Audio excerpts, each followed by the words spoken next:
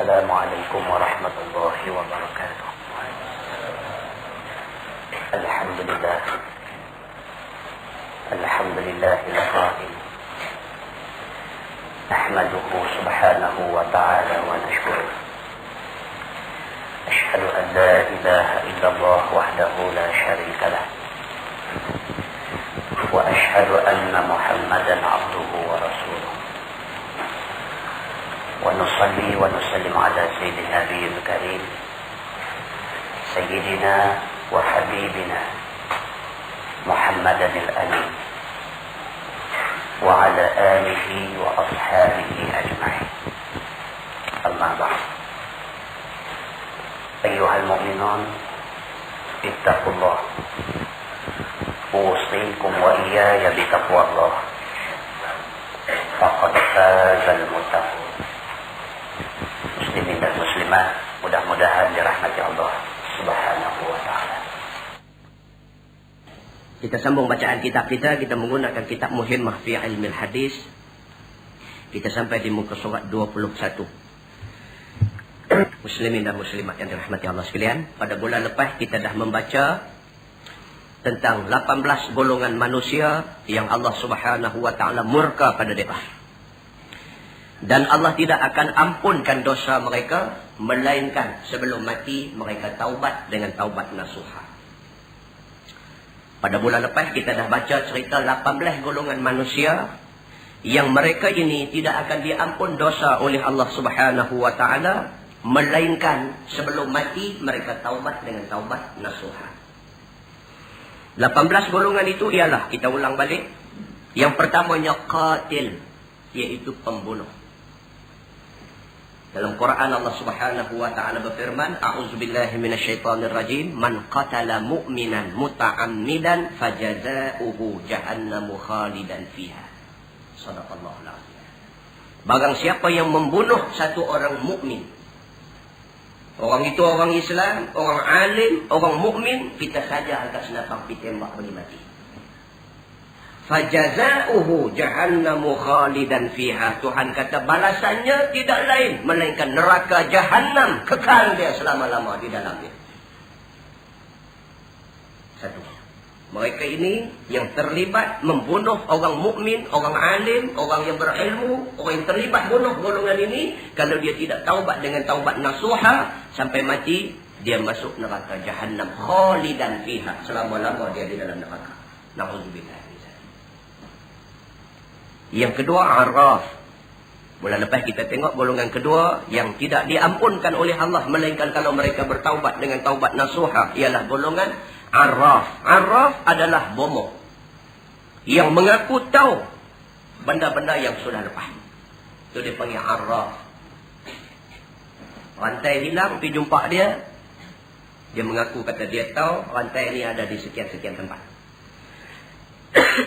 Golongan yang ketiga, al-musawwir, yaitu golongan yang menggambar-gambarkan sesuatu. Dalam hadis Nabi SAW sebut, kata Nabi, yakhruju unuqun minan nar, laha aynani tubsiran, wa uzunani tasma'an, wa lisanun yantiq. Faqala inni wukiltu bi thalathah, likulli jabbarin anid, wa likulli man da'a ma'allahi ilahan akhar, wa lil musawwirin au kama qala. Hadis riwayat Imam At-Tirmizi. Nabi kata akhirat esok Allah akan keluar satu tengkok, satu kepala daripada neraka. Neraka tu ada kepala keluar. Kepala neraka ini ada 2 biji mata yang merah menyala, yang boleh melihat semua benda yang ada dalam perut dia. Dia ada 2 telinga yang boleh mendengar orang-orang dalam neraka melolong, menjerit, kayau kerana tak tahan kena azab. Dan kepala neraka ini lisanun yantik, ada lidah yang boleh bercakap. Kata Nabi ketika itu neraka bercakap, kata neraka, inni wukiltu bisalasah, aku diwakilkan. Yang pertama, likulli jabbarin adid, orang yang degil, angkuh, sombong dan membesarkan diri. Hak jenis sombong, angkuh, besar diri, orang main habak kat dia, ni Quran ni, Allah suruh buat ni. Dia kata perah dengan Quran. Orang yang pertama akan diganyang oleh api neraka. Yang kedua, likulli man da'a ma'allahi ilahan akhar. Orang yang di samping dia menyembah Allah, dia menyembah satu benda lain. Maknanya orang yang syirik. Syirik. Buat ibadat ni kerana Allah dan kerana dah lepas nanti aku jadi pengurusi, aku buat je. Syirik dia dengan Allah. Golongan ini di hari akhirat esok, Tuhan kata dekat dia, kamu pergi minta dekat orang yang kamu tunjuk dulu. Minta pahala pada dia. Kamu tidak buat untuk aku, kamu buat untuk dia. Pergi minta pahala dekat dia. Sabit daripada hadis sahih riwayat Imam Al-Bukhari. Yang ketiga, al-musawwirin. Golongan yang menggambar-gambarkan sesuatu. Di sini khilaf ulama. Sepakat pendapat ulama mengatakan orang yang kerja buat patung, hukumnya haram dan dia akan diganyang di neraka. Patung. Sama ada patung itu penuh kepala sampai kaki ataupun patung dalam bentuk kepala manusia saja. Orang yang buat patung selain daripada patung permainan budak-budak. Patung selain daripada patung permainan budak-budak, maka mereka ini akan disumbat ke neraka. Ittifaq jumhur ulama. Sepakat. Khilaf ulama pada gambar. Khilaf ulama pada gambar. Ada setengah pendapat mengatakan gambar kalau penuh kepala sampai kaki itu haram. Kalau tak penuh tak apa. Ada pendapat kata, sah kata gambar penuh tak boleh. Sejalan paling selamat, hindarkan diri kita daripada semua benda ini. Muslimin dan muslimat yang dirahmati Allah sekalian. Golongan yang keempat yang kita tengok bulan lepas, mudminu khamrin. Iaitu golongan yang mengekalkan tabiat minum arak. Nabi SAW bersabda, kata dia, arba'atun la yajiduna rihal jannah wa inna rihaha la yujadu min masirati 500 'am. Al-bakhil wal mannan wa mudminul khamri wa aqu liwalidayhi. Tak ada nanti tak, jangan cari lagi. Kita tak baca lagi. Sabda Nabi SAW, ada 4 golongan manusia. Mereka ni bukan sahaja tak boleh masuk syurga, bahkan nak cium bau syurga pun tak boleh. Tuhan bawah semua ni. Nabi kata ada 4 jenis manusia. Bukan sahaja tak boleh masuk syurga, nak cium bau syurga pun tak boleh. Wa inna rihaha la yujadu min masirati 500 'am. Sedangkan bau syurga itu, kata Nabi, boleh dicium pada jarak 500 tahun perjalanan. Yang kata syurga Allah tu, kalau kita nak pergi 500 tahun perjalanan nak sampai, dah bau dah wangi syurga tu. Tapi bagi 4 golongan ni, tak cium bau syurga. Makna jauh sungguh mereka daripada syurga. Siapa dia? Yang pertama, al-bakhil. Orang yang kedekut. Bakhil. Sampai nak bagi RM1 dekat masjid pun tak boleh bagi. Bakhil. Sampai orang susah sungguh-sungguh main depan kita, kita tengok pun kita tahu dia susah, nak bagi RM1 pun tak boleh. Bakhil. Allah marah orang yang macam ni. Nabi kata bakhil. Bakhil. Nabi kata untung sungguh orang yang rajin bersedekah. Kata Nabi, as-sadaqah fi sirri tutfi'ul ghadab. Orang yang selalu bagi sedekah secara diam-diam. Sedekah siapa pun tak tahu dia bagi. Bagi kami 1,000, bagi kami 1,000, bagi kami 500, bagi kami. Siapa pun tak tahu dia bersedekah. Orang yang melakukan ibadat sedekah secara diam-diam, tutfi'ul ghadab. Nabi kata dia memadam murka Allah pada dia. Kalau ada apa-apa benda yang dia buat yang menyebabkan Tuhan marah dia dengan sebab dia duk sedekah diam-diam ini, Allah hentikan marah pada dia. Wasadaqatu fil alaniyah. Dan orang yang sedekah terang-terang orang nampak, tuzhibu min sahibiha 700 syarrin. Maka akan jauh daripada dia 700 kejahatan dan bahaya. Sedekah terang-terang ni tak salah, dengan syarat tidak riak. Sedekah terang-terang bagi orang nampak ni tak salah, dengan syarat tidak riak. Tidak disertai dengan perasaan nak bagi orang nampak dia orang kaya, bagi sedekah banyak. Tetapi dia bagi tu dengan niat nak menggalakkan orang lain sedekah. Saya ceramah di Padang Kawat UDN Al-Ustaz. Cerita tentang kisah pembinaan masjid di sungai di sungai Kampung Mengulu, di kampung Sungai Mengulu kan, di Langkawi. Muslimin dan muslimat yang dirahmati Allah sekalian. Dalam ramai-ramai orang yang sedekah untuk pembinaan masjid Kampung Mengulu di Langkawi ini, ada satu orang hamba Allah. Di kalangan ramai-ramai itu ada satu orang hamba Allah bagi duit dia RM1,000. Masa pelancaran derma untuk pembinaan masjid Kampung Mengulu tu saya berceramah di tapak masjid tu, di tapak masjid Tanah Merah tu kita ceramah malam tu. Habis kita ceramah, Pak Haji Ma'eh, orang kaya Langkawi, Ismail Group Langkawi tu. Pak Haji Ma'eh kata Ustaz, dia kata Pak Haji nak tunjuk dekat Ustaz satu orang hamba Allah derma RM1,000. Ustaz tengok dia sekali lagi. Saya kata awak Pak Haji, Pak Haji tak mau kata macam mana Ustaz tengok dia. Ustaz tengok dia, Ustaz ingat balik Pak Haji kata ni, dia derma RM1,000 Ustaz. Saya jadi tak sabar nak tengok ni. Siapa dia orang ni, macam mana rupa dia, sehingga kan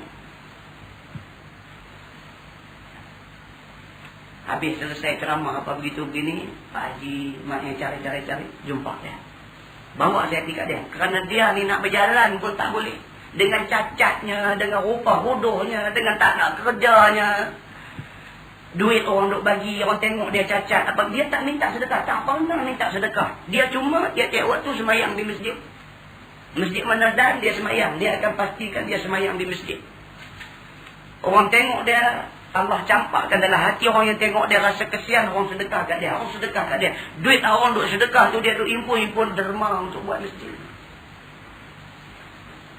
Bila saya tengok muka dia, tengok keadaan dia, air mata dia tu tak boleh tahan.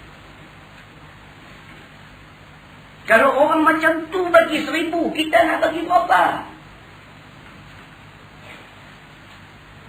Muslimin dan muslimat yang dirahmati Allah sekalian. Oh, tercabar. Ego yang ada dalam diri kita runtuh terus. Runtuh terus. Yang duk ego sombong ni, ego dekat siapa? Ego dekat siapa?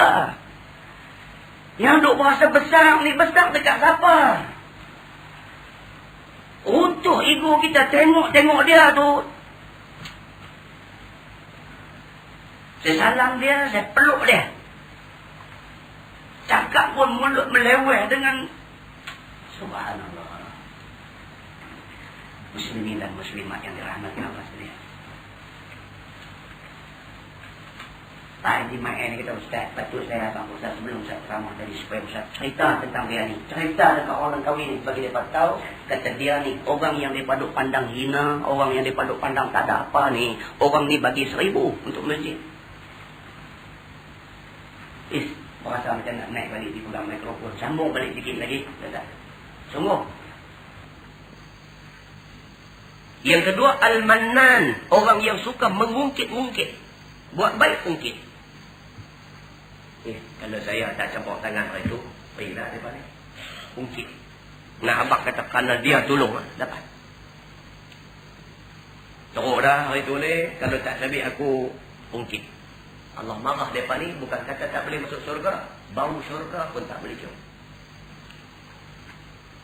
Yang ketiga, mudminul khamri, orang yang kekalkan tabiat minum arak, tak cium bau syurga. Dan yang keempat, wal'aqu lil walidain, orang yang derhaka dua ibu bapa. Bulan lepas kita dah tengok golongan kelima, mudi muzina, golongan yang melakukan zina, tak menyelesai. Dalam Quran ayat 32 surah Al-Isra, Allah berfirman, a'udzubillahi minasyaitonirrajim, wala taqrabuz zina, innahu kana fahishatan wa sa'a sabila. Shadaqallahu alazim. Allah kata jangan kamu hampiri zina. Bukan kata berzina, menghampiri zina pun Allah tak bagi. Apa dia menghampiri zina? teringin nak berzina pun tak boleh. Ataupun mencari-cari ruang yang boleh menyebabkan berlaku zina, tak boleh. Saja cari ruang saja duk cari jalan nak bagi jadi fitnah, yang fitnah itu boleh membawa kepada zina. Nak cari itu dah tak boleh. Berzina lebih lagi Allah marah. Yang keenam, aqu al-walidain. Golongan keenam yang kita tengok bulan lepas adalah golongan yang derhaka ibu bapa.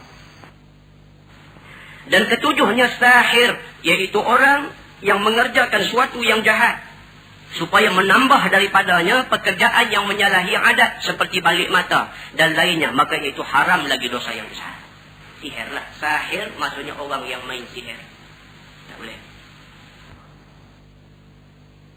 Nabi SAW sebut, ijtanibus sab'al mubiqat. Hendaklah kamu jauhi 7 benda yang merosakkan akidah kamu, merosakkan ibadah kamu, merosakkan agama kamu. Qalu wa ma hunna ya Rasulullah. Sahabat tanya, apa dia 7 benda itu ya Rasulullah? Nabi kata, asyirku billah, syirik dengan Allah, was-sihru, dan sihir. Sihir duduk nombor 2. Maknanya sihir itu terlalu besar dosanya di sisi Allah Subhanahu wa taala. Yang ke-8, kahin, iaitu ahli nujum. Beza kahin dengan arraf. Arraf bomo, dia tahu benda yang dah lepas. Kahin ahli nujum, dia teka benda depan. Kalau dia juga arraf, dia juga kahin, 2 kali teruk dia. Mai kat dia, tanya hak lepas pun dia tahu, tanya ke depan pun dia tahu, depan belakang dia tahu. Depan pun tapi, belakang tapi, dia hawin neraka. Tak boleh. Kerana yang tahu tentang benda akan datang hanyalah Allah Subhanahu wa taala. Manusia tak tahu. Fi ayyi ardin tamut, di bumi mana dia nak mati pun dia tak tahu. Nabi SAW, Nabi sendiri waktu sakit, dalam Sahih Bukhari ada menceritakan. Nabi yang kita duk sambut maulid dia ni dalam tempoh sebulan ni. Hari ni 27 Rabiul Awal, masih lagi berada dalam bulan kelahiran Nabi. Nabi Muhammad SAW tu sendiri, waktu dia sakit, Nabi masih lagi menggilirkan isteri dia. Rumah ni, pergi rumah ni, pergi rumah ni. Dalam keadaan demam, Nabi gagah berjalan pergi rumah bini-bini dia. Giliran tidak gugur. Dalam Sahih Bukhari menceritakan Nabi berdoa ketika sakit dia. Nabi kata, ya Allah, kalau boleh, wafatkanlah aku di rumah Aisyah. Waktu Nabi sakit tu, Nabi tak tahu dia nak mati di mana. Mungkin dia mati rumah Aisyah, mungkin dia mati rumah Safiyah, mungkin dia mati rumah isteri-isteri lain. Nabi minta kepada Allah, ya Allah, wafatkanlah aku di rumah Aisyah. Dengan ini menolak dakwaan pihak yang mengatakan Aisyah jahat. Nabi minta kalau boleh biarlah dia wafat di rumah Aisyah. Allah makbulkan doa dia. Pagi 12 Rabiul Awal, dia wafat di rumah Aisyah, di atas rimba Aisyah.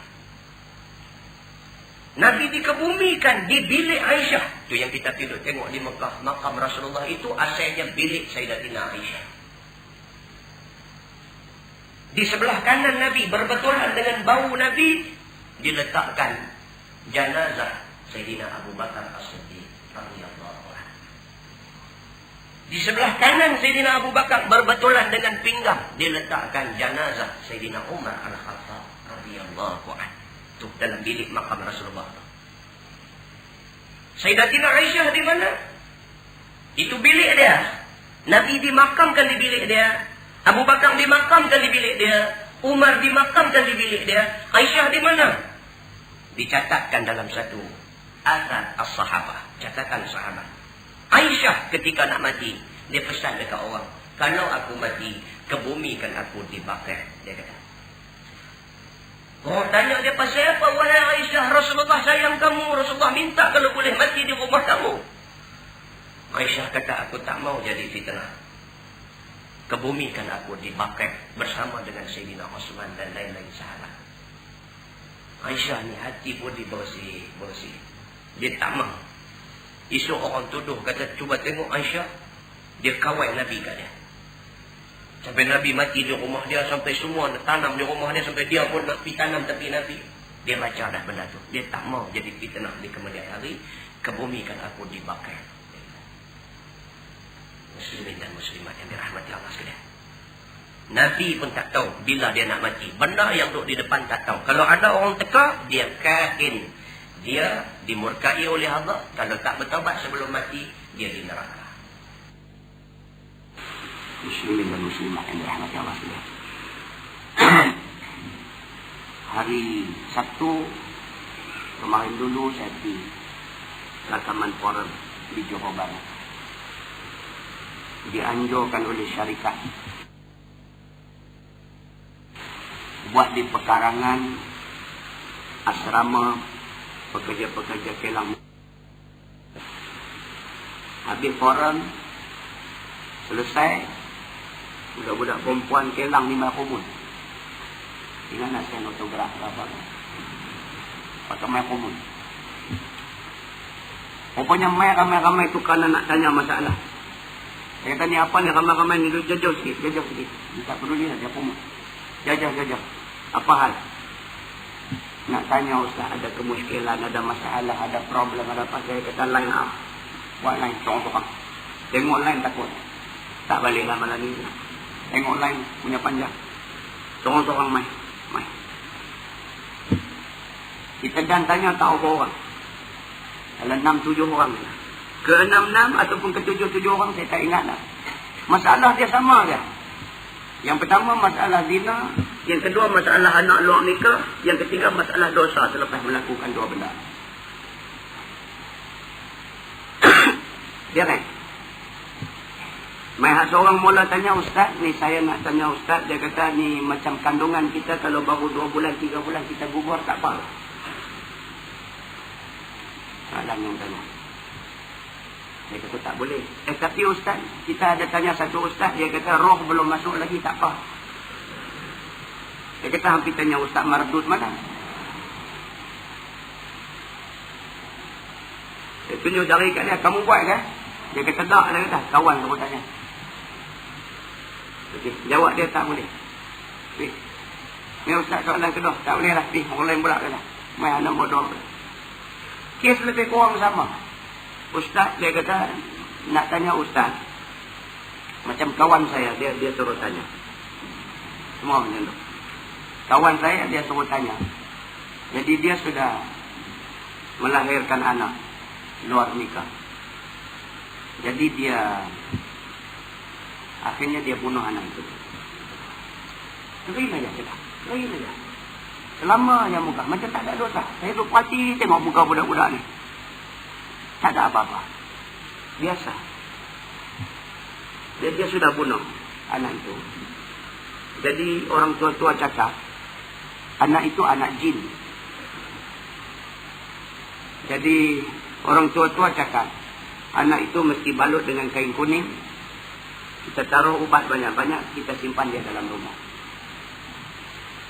Jadi ini masalah kawan saya Ustaz. Dia kata macam mana Ustaz? Sampai hari ini sudah 3 tahun. Itu mayat budak ada dalam rumah.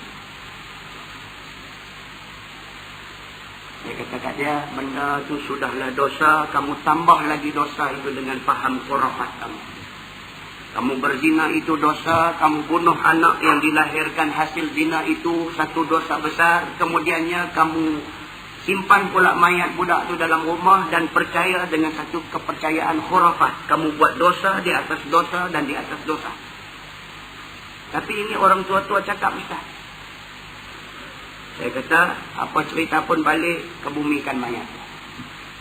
Dosa yang lepas-lepas minta ampun, bertaubat pada Allah. Tapi itu anak jin macam mana Ustaz? Rambut. Dia tak faham lah dengan orang Melayu.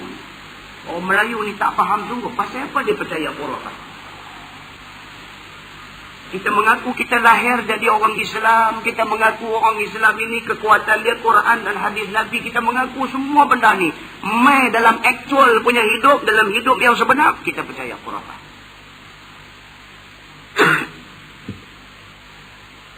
Belah ni duduk di Kupang lah ni. Allahu Akbar. Allahu Akbar. Allahu Akbar. Benda pelik ni 5 saja. Saya dah habaq di Masjid Sungai Rambai. Benda pelik ni 5 saja. Yang pertama dia panggil mu'jizat. Yang kedua dia panggil karamah. Yang ketiga dia panggil ma'unah. Yang keempat dia panggil istidraj. Yang kelima dia panggil sihir. 5 saja benda pelik. Mu'jizat hanya berlaku kepada para nabi. Lain pada nabi, kalau declare kata dia ada mu'jizat, jelas dia terkeluar daripada Islam. Mu'jizat hanya untuk nabi. Karamah untuk wali Allah. Siapa wali Allah? Budak 3 tahun boleh jadi wali Allah? Wali Allah mesti orang yang besar, orang yang sudah mukallaf, orang yang sudah semayang, sudah difardukan kepada dia benda-benda fardu. Dan dia satu orang manusia yang cukup hampir diri dengan Allah. Kita baca di Masjid Sungai Rambai cerita Sayyidina Umar Al-Khattab radhiyallahu an. Sayyidina Umar Al-Khattab seorang sahabat besar kepada Nabi Muhammad sallallahu alaihi wasallam. Dia juga seorang wali Allah. Dia ada karamah. Di antara karamah Sayyidina Umar, satu hari berlaku gempa bumi. Sayyidina Umar tepuk bumi dengan tangan dia. Bum. Dia kata, diam wahai bumi. Bumi diam dengan kehendak Allah.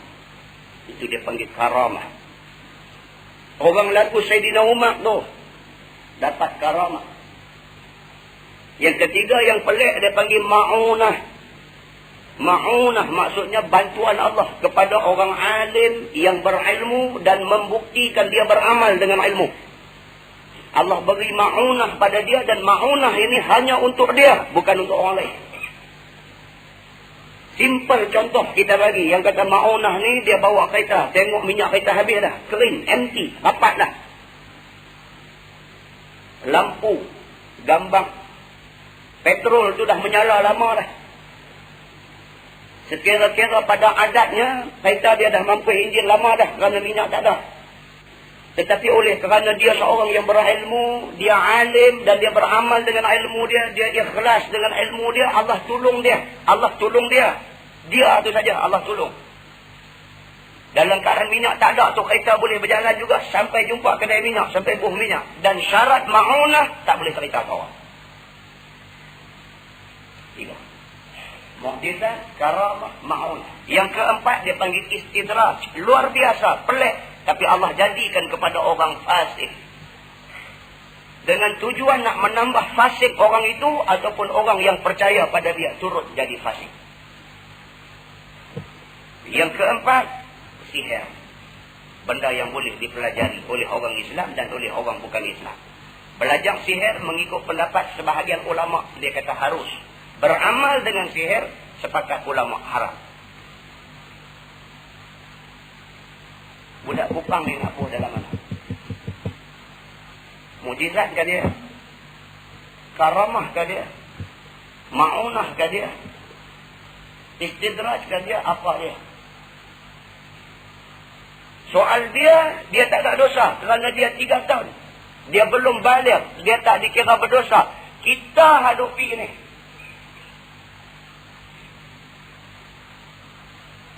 Soal dia tak ada apa-apa. Kita yang duk pi, yang duk balik, yang duk percaya sesuatu yang luar biasa, keajaiban dan sebagainya, kita ni silap-silap hari bulan syirik dengan Allah Subhanahu wa ta'ala. Kau duk hebat ni lah ni cerita ni. Hang jangan duk kata-kata. Hang pi depan dia boleh tahu kata hang tak sembahyang. Kau duk hebat ni lah ni cerita ni. Hang jangan duk kata-kata. Hang pi depan dia boleh tahu kata hang tak sembahyang. Tok bomo siang pun tahu. Jangan cakap. Soal luar biasa jangan cakap. Balik saya lagi buka tafsir Al-Quran, baca surah Al-Jin, baca. Baca surah Al-Jin. Macam mana manusia boleh tahu benda-benda yang orang tak tahu. Baca. Dalam surah Al-Jin ada menceritakan benda ni. Balik baca. Itu homework. Muslimin dan muslimat yang dirahmati Allah sekalian.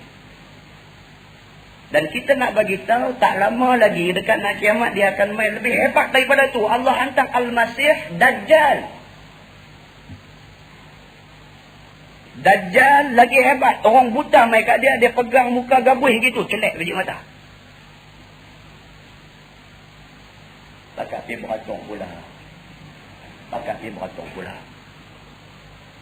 Ayah jangan duk kata kat dia, dia gabuh depan aku tengok celek. Jahanam pula. Awak kita jadi lagu tu, pelik semua.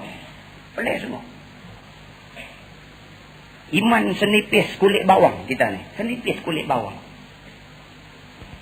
Datang ayat Quran, datang hadis Nabi SAW menceritakan bahawa innallaha ala kulli syai'in qadir. Sesungguhnya Allah atas setiap benda, dia yang maha berkuasa.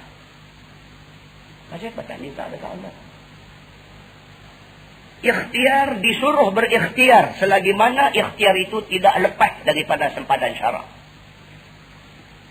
Islam suruh kita berikhtiar, tetapi jangan sampai kita lepas daripada sempadan syarak. Jangan sampai lepas.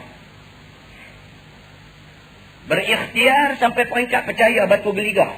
Syirik kita dengan Allah.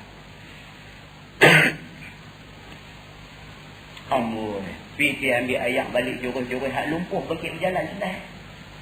Jahanam.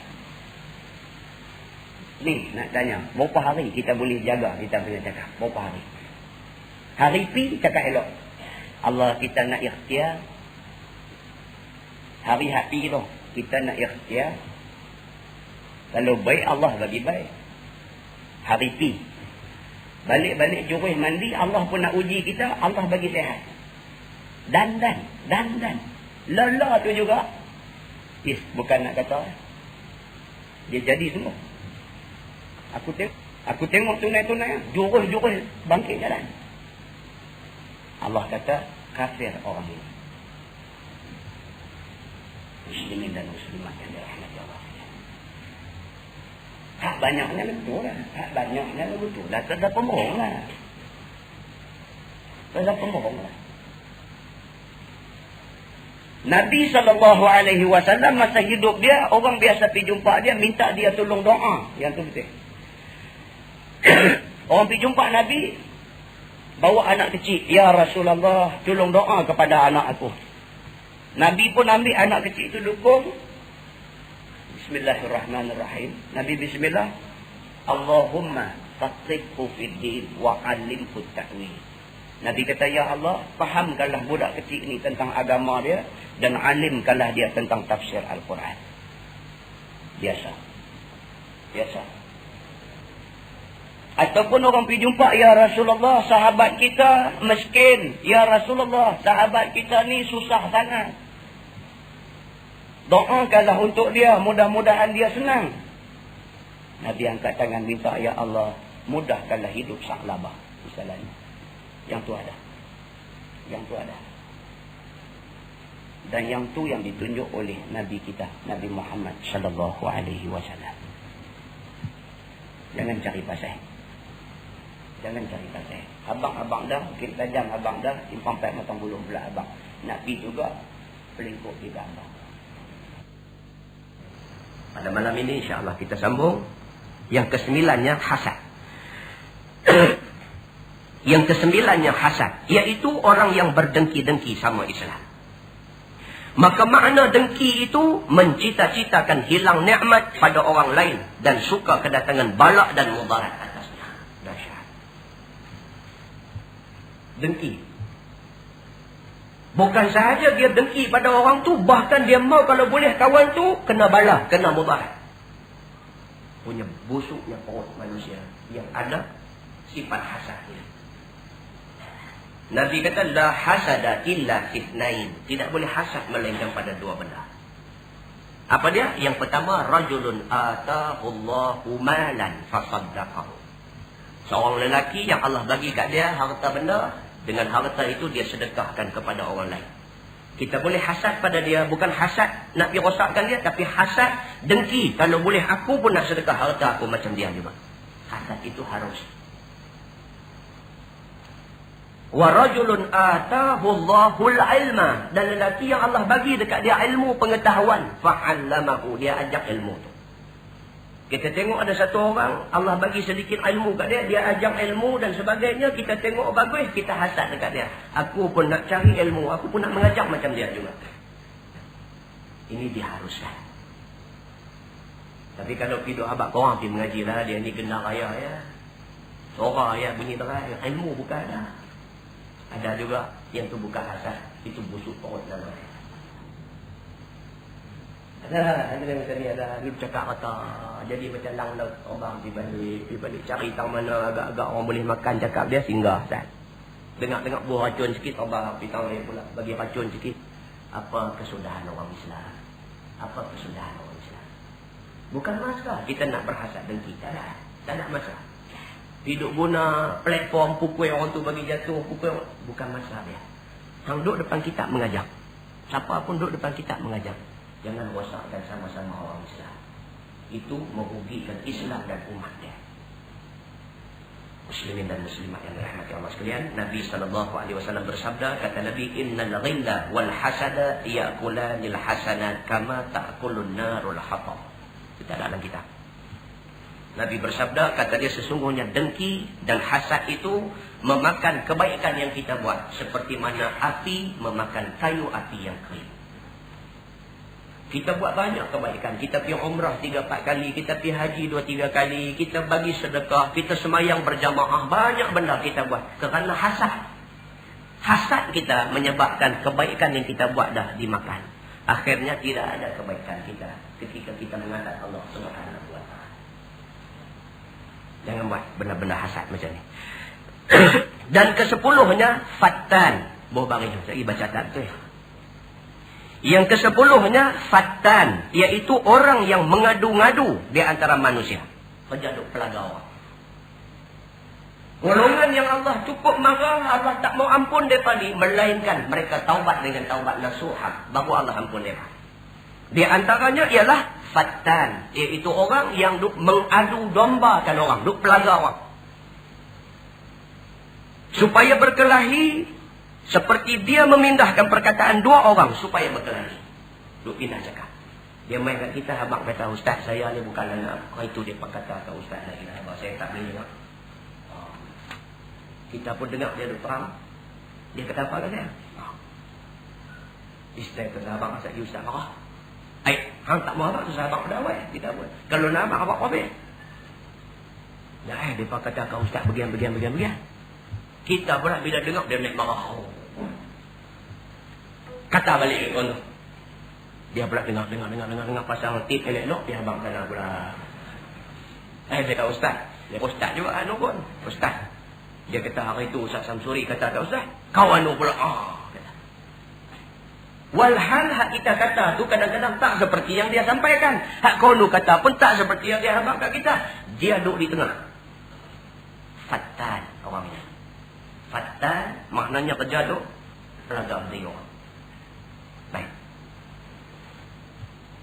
Kata dia yakni tahu lah tadi. Maka ia itu haram lagi berdosa besar. Dan dihubungkan pula orang yang menuduhkan orang dan orang yang berpaling daripada bertutur di antara dua orang. Ini kerja-kerja. Tidak bagi pelingkup hubungan di antara dua orang. Yang ini tiada bertegur lebih daripada 3 hari dengan tiada kerana uzur syar'i. Contoh hati, sumbin hati, jadi nak marah, sampai tak bertegur lebih pada 3 hari.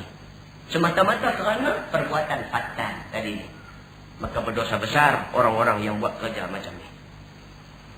Di dalam sebuah hadis riwayat Abi Hurairah radhiyallahu anhu, Nabi SAW bersabda. Satu hari Nabi kata, hal tadruna man syirarukum. Nabi kata, hampa tahu tak siapa dia orang yang paling jahat di kalangan manusia ni? Qalu, jawab sahabat, Allahu wa rasuluhu a'lam. Allah dan Rasul lebih tahu. Kami tak tahu siapa yang paling jahat. Qala, kata Nabi, syirarukum dzul wajhain. Orang yang paling jahat di kalangan kamu ialah orang yang ada 2 muka. Dzul wajhain, mempunyai 2 muka. Allazi ya'ti haula'i biwajhin wa haula'i biwajhin. Dia jumpa orang ni dengan satu muka, dia jumpa orang tu dengan satu muka. Ini adalah orang yang paling jahat di atas muka bumi ini. Dalam hadis lain Nabi kata, "Man kana dza lisanaini fid dunya fa innallaha yaj'alu lahu yaumal qiyamah lisanaini minan nar." Siapa yang atas dunia ni ada dua lidah. Dua lidah maksud apa? Bercakap di sini lain, cakap di sana lain. Siapa yang mempunyai dua lidah di hari akhirat, Allah bagi dekat dia neraka yang mempunyai dua lidah. Bahaya. Jangan buat kerja fatan ni. Dan ke-11nya ghibah. Iaitu orang yang mengumpat-ngumpat akan manusia. Istimewa pula mengumpat akan orang yang alim. Yang ni lagi cari penyakit. Mengumpat itu sudah jadi satu dosa, tapi mengumpat orang yang tak patut kita mengumpat. Tak ada pasal apa pun. Dia kata aku ni, orang lain mengajak duduk atas lantai, dia mengajak duduk atas bangku. Dia cerita kata. Ya, kita buat contohnya, kita dengar. Orang lain mengajak duduk atas lantai, dia kata. Nabi dulu pun tak duduk atas bangku mengajak, dia mengajak duduk atas bangku. Nah, tu saya duduk kata lah. Siang kata ya. Kita nak duduk atas lantai. Mereka kata ustaz duduk atas bangku, orang belakang tak nampak. Kita duduk atas bangku, nampak sangat pula. Mereka kata juga. Kesian kata ya. Kerana kita duduk atas member pula. Janganlah, jangan kita pergi cari benda-benda nak bagi rosak hubungan kita ni. Cari yang baik. Cari yang baik. Takkan tak ada baik langsung kot. Kawan-kawan yang kita duk jumpa dalam masyarakat kita ni, takkan tak ada yang baik. Ada baik dia, walaupun ada tak baik dia. Seperti mana kita juga, ada baik, ada tak baik. Kalau kita tak suka orang main duk runeh benda-benda buruk yang ada kat kita, kita jangan pergi duk runeh benda buruk orang. Kita boleh menegur mungkar, tapi kita tak boleh melondeh aib orang.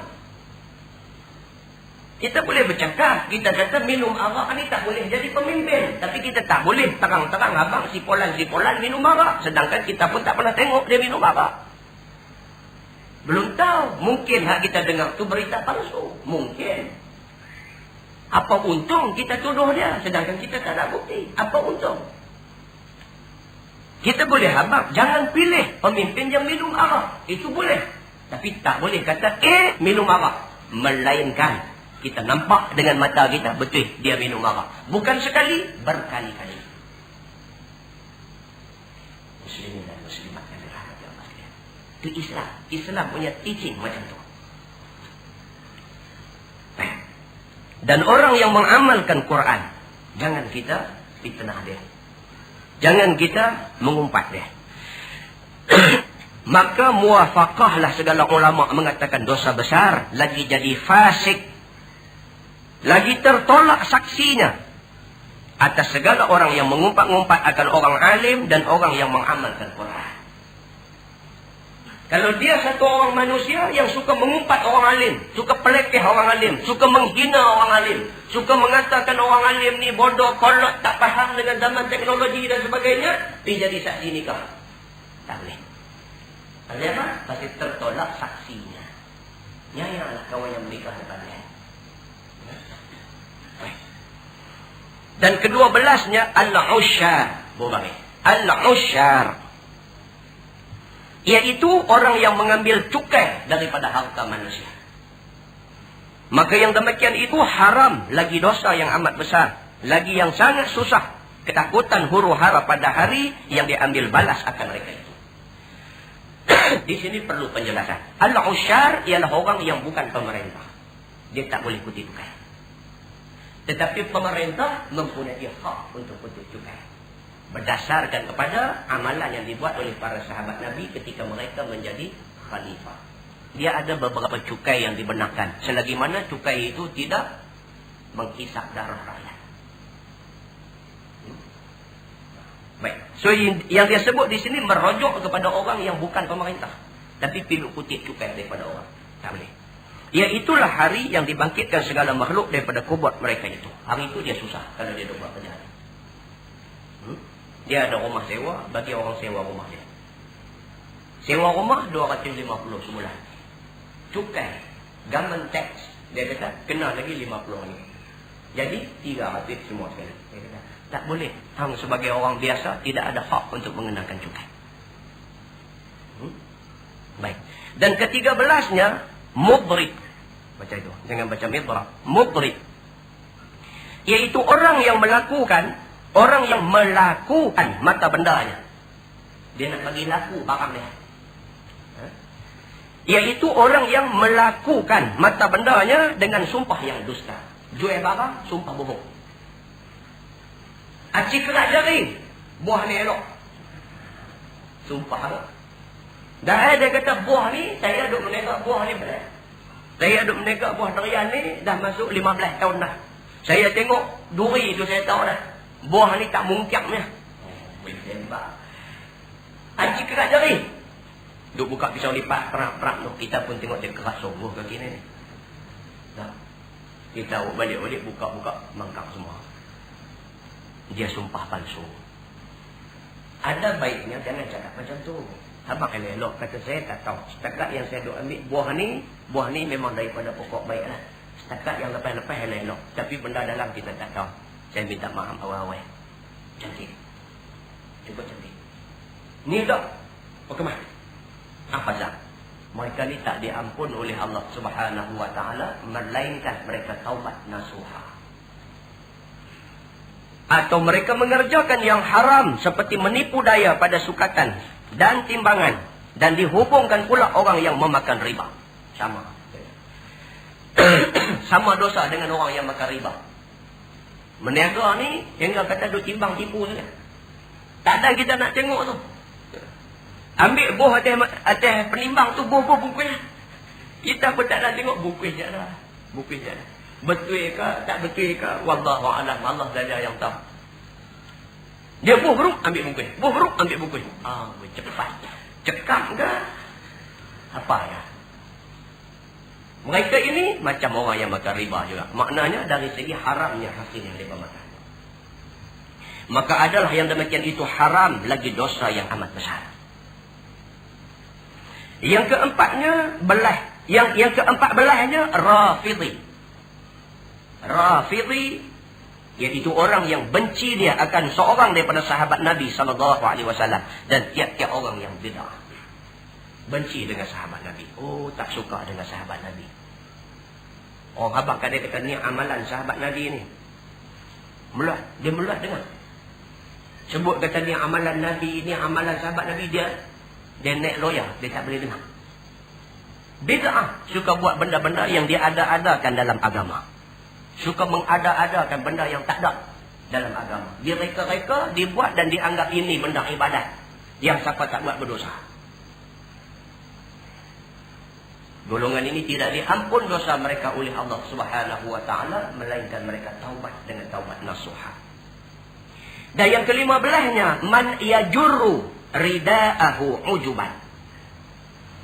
Man yajurru daripada perkataan jarra. Jarra yajurru, jarran. Makna dia meleret. Mengheret.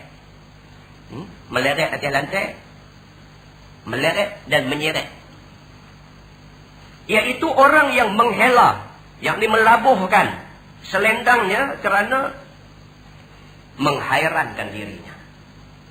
Pakai pakaian bagi labuh, bagi nak berasa hebat. Kerana menjadi pakaian raja-raja dulu. Raja Rom, Raja Parsi dulu bila pakai jubah panjang meleret atas rantai. Oh, tunjuk kemegahannya. Sebab kita cerita banyak kali Muawiyah bin Abi Sufyan. Khalifah pertama kerajaan Bani Umayyah. Muawiyah bin Abi Sufyan pada satu hari dia kerah pegawai-pegawai dia dan bala tentera dia, suruh keluar iring dia nak berjalan di dalam bandar dia, nak tunjuk kehebatan khalifah. Jubah dia panjang meleret, diusung oleh beberapa orang pekerja dia, angkat jubah di belakang, ikut ke belakang. Dia naik kuda, geduk. Jubah ada orang tu pegang di belakang. Sampai satu tempat, nampak Sayyidina Umar ada depan. Allah, dia kata. Sayyidina Umar Al-Khattab Khalifah. Dia gubernur. Dia adun je dah. Jeremuh dengan Perdana Menteri. Perdana Menteri pula duk berjalan kaki. Dia yang adun ni, sudah punya bagus. Bukan adun sini lah. Contoh kita nak abang kata dia tu kecil, hak lagi besar pada dia, tak berlagak macam dia tu. Muawiyah bin Abi Sufyan tengah duk berlagak dengan jubah labuh dia, jalan. Nampak Saidina Umar. Kebetulan Umar mai dari Madinah nak buat spot check, nak tengok gubernur dia buat kerja atau tak buat kerja. Mai kena tengah. Dan dia pun daripada atas kuda duk kata nampak Umar, dia buat tak nampak, buat tengok keliling. Nak jaga juga ni orang ramai keliling ni. Duk lari turun kuda, orang pakai baju leceh lah. Buat tak nampak. Cepat-cepat balik ke istana dia, sampai-sampai tanggai-tanggai baju, pakai baju biasa. Dia tahu dah Umar akan pergi kat dia. Duk saat lagi Umar sampai Assalamualaikum, dia pun keluar mai Waalaikumsalam, ya Amirul Mukminin, perlu apa? Umar kata kat dia, hang kemai. Sakit. Orang lagu tu bukan gaduh marah, tak gaduh marah. Abang lagu tu ya kata dia, hang kemai. Dia sendiri yang rasa meremut tapak kaki, berasa. Dia kata, apalah silap malang lagu mana aku ni. Dia kata, duk buat selalu tak pernah jadi, hari ni dia pergi jadi. Tapi Muawiyah ni orang cerdik. Dia kata dekat Umar, dia kata, ya Amirul Mukminin. Dia kata, aku gubernur. Negeri aku berkembang dengan negeri yang diperintah oleh Rom. Raja Rom hebat.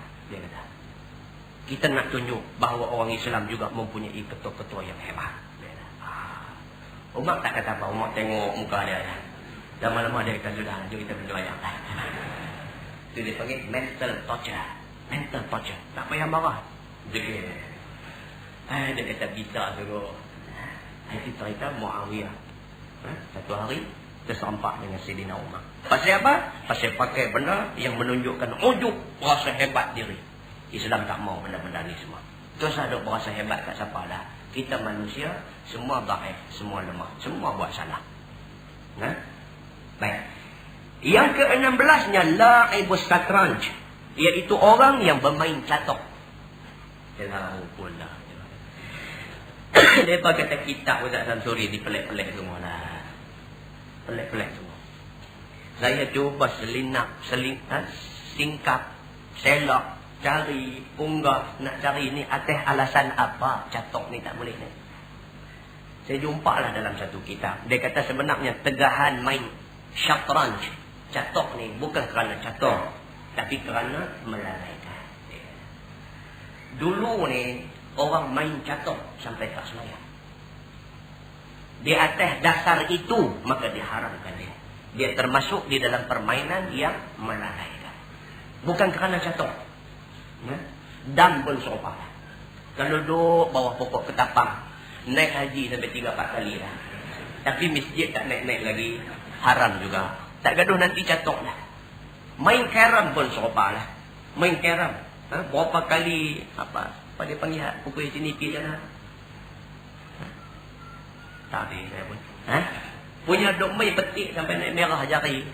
Orang masjid tepi tu aja, bang sampai nak terbit ongkong. Dia tak pergi, haram juga ya. Maknanya sebarang jenis mainan yang melalaikan hukumnya haram. So di sini dia bawa contoh satranj. Dia kata contohnya main catur. Dan ke-17-nya sahibul kawiyah. Sahibul kawiyah iaitu orang yang bermain gendang yang kecil di tengahnya, luas dua tepinya. Main gendang tu dia rampin di tengah, permukaan kiri kanan dia besar. Yang tu dia panggil kawiyah. Tetapi tepi yang ada kulitnya itu terlebih luas daripada yang tiada berkulit pada sekarang. Gendang tak boleh. Gendang yang bentuk dia macam tu tak boleh. Wallahu a'lam pasal apa. Mungkin dia menjadi gendang yang digunakan dalam upacara keagamaan agama lain, mungkin. Pokok pangkalnya hadis menerangkan macam tu. Gendang yang besar kiri kanan, di tengah dia kecil. Yang tu diharamkan. Ada gendang yang diharuskan. Nabi SAW dan sahabat tiap-tiap kali ketika nak turun perang, ada satu orang ditugaskan pukul gendang. Satu gendang nak macam kompang. Dia pukul bum bum bum bum bum bum bum bum, tujuan dia nak penat semangat. Maka itu diharuskan. Sabit dengan digunakan pada zaman Nabi, di depan Nabi, dan Nabi tidak larang. Maknanya as-sukun alamatul ridha. Nabi diam tu makna Nabi redha. Sekali dalam majlis walimah, Nabi pi majlis kenduri kahwin, sopa juga. Bila Nabi sampai, orang pukul itu macam kompang tu, pum pum pum pum pum pum pum pum. Nabi tak larang. Nabi duduk dan kemudian ada sekumpulan budak-budak mai ke depan dan nyanyikan satu nasyid. Nabi dengar nasyid itu. Cuma depan nasyid dengan nasyid yang memuji-muji Nabi. Bila habis, Nabi teguk yang tu. Nabi kata, jangan puji aku. Nabi kata, pujilah sahabat-sahabat yang sudah pun korban syahid di medan perang. Maknanya Nabi tak kata aku tak mau nasyid-nasyid ni semua. Nabi tak kata macam tu. Cuma Nabi nak perbetul seni kata dia. Nampak? Baik, dan ke-18-nya Ariti, iaitu orang yang bermain rebab dan biola dan seronai. Tetapi dia sekalian yang tersebut itu, jikalau tiada mereka itu taubat ia, kemudian daripada bermain sekalian yang tersebut itu dengan taubat yang sahih dengan segala syaratnya. Mereka ni semua akan kena azab, kena masuk neraka kalau mereka tak bertaubat dengan taubat yang sahih, dengan taubat yang nasuha. Dalam hadis Nabi kata sebarang jenis alat muzik yang bertali haram. Yang bertali. Apa dia? Biola, gitar, apa lagi? Tu piano tu semua ada tali dalam tu. Kita tak petik tali, kita tekan dia, tapi dalam tu cuba rongkah tengok dalam, dia ada tali dalam. Sebarang jenis alat muzik yang bertali, Nabi kata itu dimurkai Allah. Berhentilah. Tak mana ada apa-apa lebih kurang jenis-jenis macam ni, berhentilah. Berhenti. Banyak lagi hiburan cara Islam yang ada di depan kita. Jangan cari yang Tuhan tak bagi. Sama juga dengan minum arak. Banyak lagi minuman yang sedap-sedap lah ni selain daripada arak. Jangan kita terbiang minum arak juga. Banyak orang perempuan yang boleh kita menikah buat isteri yang sah. Jangan berzina. Islam bagi jalan cukup banyak. Islam bagi jalan cukup banyak dekat kita untuk selamat kita daripada neraka. Jangan sekali-kali kita cari pasal dalam melakukan perkara-perkara ini. Dia kata, maka adalah dia daripada jumlah orang yang beroleh kemenangan pula. Maka jikalau taubat dia kemudian daripadanya, maka bahawa sesungguhnya diampun Allah Subhanahu wa ta'ala akan sekaliannya. Dan adalah ia daripada jumlah orang yang beroleh kemenangan pula. Kerana orang yang taubat daripada dosanya itu seperti orang yang tiada berdosa. Setelah kita tengok 18 perkara tadi, kita tengok 18 perkara. Kita cek dengan kita, ada tak kita buat 18 perkara tu? Kalau ada, taubat. Taubat mau cepat-cepat, jangan buat dah. Taubat, jangan buat dah. Kalau taubat, buat pula. Tuhan marah kita. Allah. Jadi, yang baik itu daripada Allah, yang tidak baik itu daripada kelemahan dan kesilapan dari saya sendiri. Kita tangguhkan dengan tasbih kifarah dan suratul Asr.